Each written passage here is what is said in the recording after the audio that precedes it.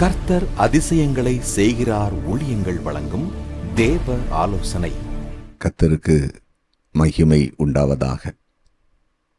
கர்த்தருடைய ஊழியக்காரன் உங்களை வாழ்த்துகிறேன், வரவேற்கிறேன். இன்றைக்கு ஆண்டவர் உங்களுக்கு கொடுக்கிற தேவ ஆலோசனை கேட்டு நீங்கள் ஆசீர்வதிக்கப்பட உங்களை வாழ்த்துகிறேன். இன்றைக்கு தேவ ஆலோசனைக்காக தெரிந்து கொண்ட வேத வசனம் எஸ்ராவின் புஸ்தகம் 7வது அதிகாரம் 19வது வசனம். எஸ்ரா 7:19.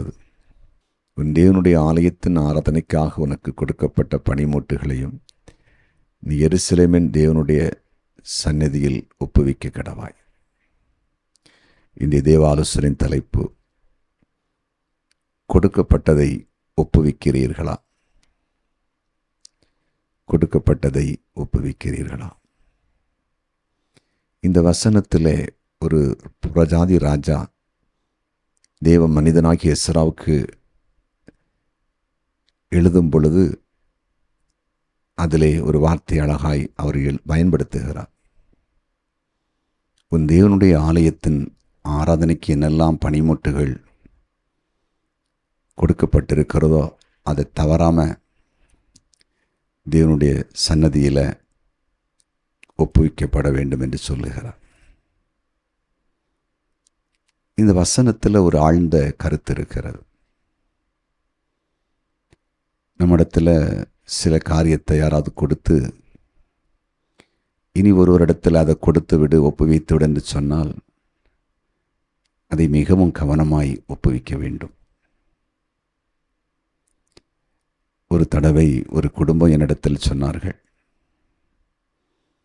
நாங்கள் குறிப்பாக சென்னை பட்டணத்தில் இருக்கிறோம். எங்களுடைய சொந்த ஊர் கன்னியாகுமரி மாவட்டம். அப்போது கன்னியாகுமரி மாவட்டத்திலிருந்து சென்னை மாவட்டத்திற்கு ஒரு நபர் வந்திருந்தார். அவரிடத்திலே கொஞ்சம் பணத்தை ஊரில் எனக்கு முக்கியமான ஒரு நபருக்கு கொடுத்து அனுப்பினேன். அவர் சரி நான் கொடுத்து விடலாம் என்று சொல்லி கொண்டு போனார். அடுத்த நாளே கொடுப்பேன்னு சொன்ன, அடுத்த நாள் கொடுக்கல, அதுக்கு அடுத்த நாள் கொடுக்கல, அதுக்கு அடுத்த நாள் கொடுக்கல. அப்புறமா நான் கொடுக்குறேன்னு சொன்னார். அப்புறம் சொன்னார், இந்த பணம் இடத்துல தவறி விட்டதுன்னு சொன்னார். அவர் சொல்லும்போது சொன்னார்கள், எனக்கு மிகவும் அது கஷ்டமாக போயிட்டுன்னு சொன்னார். அப்புறம் அவர் விசாரித்து பார்க்கும்போது அவர் சொன்ன ஒரு காரியம், இந்த மனிதனுடைய குணம் எனக்கு முதல்ல நன்றாக தெரியாது, அவர் பண விஷயத்தில் உண்மையில்லாத ஒரு ஆள் என்பதை நான் அப்புறம்தான் கேள்விப்பட்டேன்னு சொன்னார். பாருங்களேன், இப்படியெல்லாம் மனிதர்கள் இந்த பூமியில் இருக்கிறாங்க. அதாவது ஒரு இடத்துலேருந்து இனி ஒரு இடத்துல இது கொண்டு கொடுப்பீங்களான்னு கொடுத்து அனுப்புறத கூட, அது ஏதாவது தொலைந்து போனால் உண்மையிலே பரவாயில்லை, அது கூட சரியாக ஒப்புவிக்காத ஆட்கள் இந்த பூமியில் இருக்கிறாங்க. அப்படிப்பட்டவங்களை கர்த்தர் அருவருக்கிறவராக இருக்கிறார். ஒரு தடவை ஒரு கம்பெனி நடத்துகிற ஒரு சகோதரை சந்தித்தேன். அந்த கம்பெனியிலே அவருடைய சகோதரியின் கணவரை பொறுப்பாக வைத்திருந்தார். சுமார் ஒரு 150-200 பேர் வேலை பார்க்கிற ஒரு சின்ன கம்பெனி. அவர் வைத்திருந்த காரணம், என்னுடைய சகோதரியுடைய புருஷன் தானே உண்மையாக இருப்பார் என்று சொல்லி அதில் வைத்திருந்தார். ஏன்னா அவருக்கு இன்னும் ஒரு சில பிஸ்னஸ் இருந்தது, அவர் அதிலெல்லாம் கவனம் செலுத்தி கொண்டிருந்தார். இவருக்கும் எல்லாருக்கும் கொடுப்பதை காட்டிலும் அதிகமாய் சம்பளம் கொடுத்து கொண்டிருந்தார். சம்பளம் கொடுப்பது மட்டுமல்ல, சகோதரி குடும்பம் என்கிற முறையிலே அவங்களுக்கு அவசரமாய் சில நெருக்கடியான காலகட்டத்திலே தேவைப்படும் நிறைய உதவிகளை செய்திருக்கிறார். ஆனால் கொஞ்ச நாட்கள் போக போக அந்த கம்பெனியிலே பார்க்கும் பொழுது ரொம்ப வருமான குறைவாகவும், சில இடங்களிலே பணங்கள், அதாவது ஆசீர்வாதங்கள் குறைகிறதையும் அவர் உணர ஆரம்பித்தார். வேலை பழையது போல நடக்குது, ஆனால் சில பொருட்கள் வாங்கிறதுல கொடுக்கறதில்ல, கணக்கு வழக்கில் பணம் சில இடத்துல அதிகமாக போகிற மாதிரி இருக்குது அப்படின்னு சொல்லி அதை கவனிக்க ஆரம்பித்தா, இவர் உள்ளே இருந்து கொண்டே சில இடங்களில் பொருட்கள் எல்லாம் வாங்கும்போது கொடுக்கும்போதெல்லாம் அதில் ஒரு கமிஷன் காரியங்களெல்லாம் போட்டு இவர் எடுத்து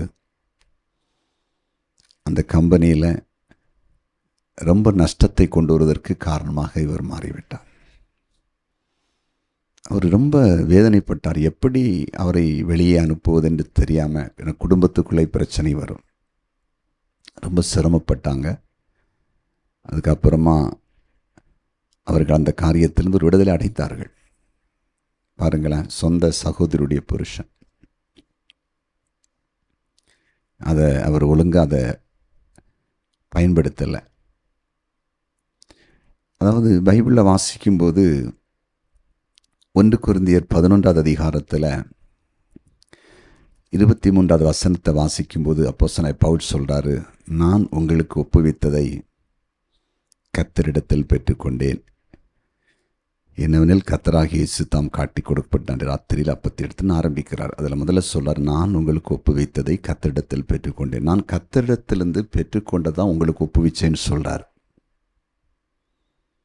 தேவன் எனக்கு என்ன சொன்னாரோ, எனக்கு என்ன கற்றுக் கொடுத்தாரோ அதை உங்களுக்கு நான் ஒப்புவித்திருக்கேன், உங்கள்கிட்ட நான் சொல்லியிருக்கிறேன்னு சொல்கிறார். பார்த்தீங்களா? அதில் எதையும் குறைக்காமல் கூட்டாமல் சரியாக ஒப்புவிக்கிறார்.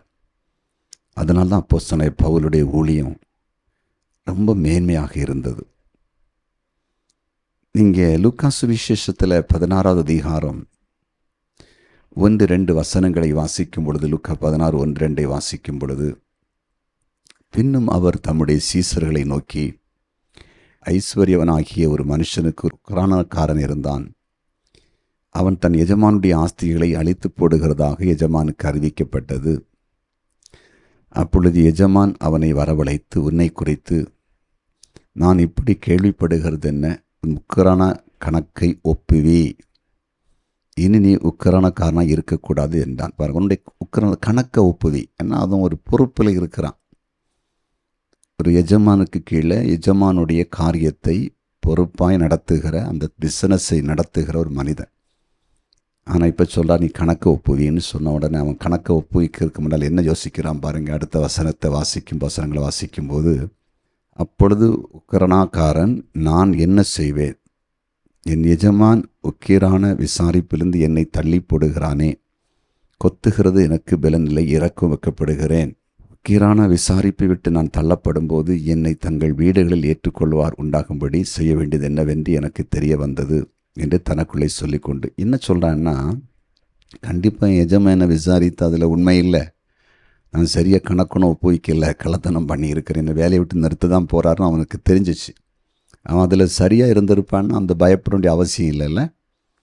அவன் சொல்கிறான், இனி நான் கொத்த வேண்டியதான், வேறு கூலி வேலைக்கு போக வேண்டியதான், நான் ஒரு நல்ல மேனேஜர் போஸ்டிங்கில் இருந்தேன், அதில் உண்மை இல்லாதது எஜமான் கண்டுபிடிச்சிட்டா தான் கணக்கு கேட்குறாரு, இப்போ கணக்கு பார்க்கும்போது கண்டிப்பாக நான் மாட்டுவேன், அப்போ எனக்கு நீ அவ்வளோதான்னு சொல்லி அவனுக்குள்ளே ஒரு குழப்பம். அப்போ அவன் சொல்கிறான், என்னை வேலையை விட்டு நிறுத்திட்டான்னா எனக்கு சிலர் ஆதரவாக இருக்கணும், என்ன ஏற்றுக்கொள்ளணும், அப்போ என்ன செய்யலான்னு சொல்லிட்டு என்ன செய்கிறான் பாருங்கள். அடுத்த வசனங்களை வாசிக்கும்போது, தன் எஜமானிடத்தில் கடன்பட்டவர்களை ஒவ்வொருவராக வரவழைத்து முதலாவது வந்தவனை நோக்கி, நீ எஜமானிடத்தில் பட்ட கடன் எவ்வளவு என்றான்.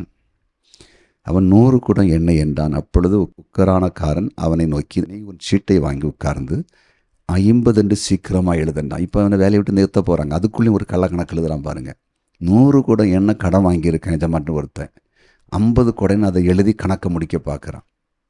ஏன்னா இவன் வெளியே போன பிறகு 50 குடம் எண்ணெய் அவனுக்கு லாபம் வருது பார்த்தீங்களா ஒருத்தனுக்கு, அவன் இவனுக்கு சப்போர்ட் பண்ணுவான். அதை பாருங்கள், உன் மைண்டை பாருங்கள், எப்படி அந்த கணக்கை மாற்றுறான் பாருங்கள். அடுத்த வசனங்களை வாசிக்கும்போது, பின்பு அவன் வேறொருவனை நோக்கி, நீ பட்ட கடன் எவ்வளவு என்றான். அவன் 100 கலம் கோதுமை என்றான். அப்பொழுது அவன், நீ உன் சீட்டை வாங்கி 80 என்று எழுது என்றான். இவனுடைய எஜமானிடத்தில் ஒருத்தன் 100 கலம் கோதுமை கடன் வாங்கியிருந்தான். அவன்கிட்ட சொல்ல 80 வாங்கினதா எழுது, 20 என்ன செய்யும் குறைச்சி தான் அவனுக்கு கணக்கு கொடுக்குறேன்னு சொல்லி அவன் அந்த இதில் ஒரு கள்ளக்கணக்கு எழுதி, பார்த்தீங்களா, எஜமானுக்கு நஷ்டம் வர வச்சு இவன் நல்ல பேர் வாங்கி இன்னும் வெளியே போன அவங்க ஆதரவு கிடைக்கிறதுக்கு செய்கிறான். அதுக்கு அடுத்த வசனத்தை வாசிக்கும்போது, அநீதியுள்ள உக்கிரானக்காரன் புத்தியாய் சென்ற எஜமான் கண்டு அவனை மெச்சி கொண்டான். யுதமாய் ஒளியின் பிள்ளைகளை பார்க்கலும் இந்த பிரபஞ்சத்தின் பிள்ளைகள் தங்கள் சந்ததியில் அதிக புத்திமான்களாக இருக்கிறார்கள். ஒளியின் பிள்ளைகள் பிரபஞ்சத்தின் பிள்ளைகள், கர்த்தருடைய பிள்ளைகள் ஒளியின் பிள்ளைகள், பிரபஞ்சத்தின் பிள்ளைகள் இந்த பூமியில் உள்ள மனிஷிகத்தில் இருக்கிறவங்க, பிசாசுக்கு கட்டுப்பட்டு இருக்கிறவங்க. எவ்வளவு கள்ளத்தனமாக எழுதுகிறாங்க பார்த்தீங்களா? இப்படியே அவன் அந்த 100 குடம் எண்ணெய்க்கு 50ன்னு எழுது, 100 கலசம் கோதுமைக்கு 80ன்னு எழுதுன்னு சொல்லி கொடுத்தவன் தன்னுடைய பொறுப்பில் எவ்வளவு எஜமான் ஏமாற்றியிருப்பான். எஜமானிட்ட உண்மையாக ஒப்புவிச்சிருப்பானா? கொஞ்சத்தில் உண்மை உள்ளவனை தான் கர்த்தர் அநேகத்தில் அதிகாரியாய் மாற்றுகிறார். எனக்கு ஒரு பொறுப்பு கொடுக்கப்பட்டா கஷ்டம் இருந்தாலும் நஷ்டம் இருந்தாலும் அதை சரியாக செய்தால் ஒப்புவிச்சா அதில் ஒரு பெரிய மேன்மை வரும் என்பதை நீங்கள் தெளிவாக புரிந்து கொள்ளணும். அதனால தான் அங்கே எஸ்ராவின் புஸ்தகத்தில் அழகாக எழுதியிருக்குது, கர்த்தருடைய ஆராதனை கூடத்திற்காக, தேவனுடைய ஆலய கட்டுமான பணிக்காக கொடுக்கப்பட்ட பனிமூட்டில் ஒன்றையும் அடித்து மாற்றிடக்கூடாது, ஒரு காரியத்தையும் மிஸ் பண்ணிடக்கூடாது. அதை சரியாக ஒப்புவிச்சு அந்த வேலையை கரெக்டாக செய்யணும் அப்படின்னு சொல்ல பார்க்குறேன். இன்றைக்கி பாருங்கள், கர்த்தருடைய சபைகளில் ஊழியங்களில் கூட இன்றைக்கி சரியாக பயபக்தியோடு தங்கள் பொறுப்புகளை செய்யாதவர்களும் அல்லது பொருட்களை வாங்கி பயன்படுத்துகிற விஷயத்தில் கூட சரியாக இல்லாத மக்கள் கூட இன்றைக்கி அநேகர் இந்த பூமியில் உண்டு. அதெல்லாம் ஆண்டவருடைய கோபம் பயங்கரமாய் வருவதற்கு ஏதுவான குணங்கள் என்பதை நீங்கள் தெளிவாக புரிந்து கொள்ள வேண்டும். அதனால் என்ன செய்யணும்னு சொன்னால், எல்லாவற்றையும் சரியாக கொடுக்கப்பட்டதை சரியாக ஒப்புவிக்கணும். உங்கள்கிட்ட ஏதாவது ஒரு பொறுப்பு யாராவது கொடுத்துருந்தா, அது ஆலய காரியத்தில் இருக்கலாம், ஊழிய விஷயமாக இருக்கலாம், குடும்பம் சம்மந்தமான காரியம் இருக்கலாம், வியாபாரம் சம்மந்தமான காரியம் இருக்கலாம், தொழில் சம்மந்தமான காரியம் இருக்கலாம். அதில் ஏதாவது ஏமாற்றி குறைச்சி கூட்டி தனக்கு லாபம் வரத்தக்கதாக அது ஏதாவது எடுத்துட்டு அதை மாற்றி அதை மறைத்து ஏதாச்சும் நீங்கள் ஒரு காலமும் நினைக்காதீங்க. அதை கர்த்தர் ஒருபோதும் விரும்புவதில்லை.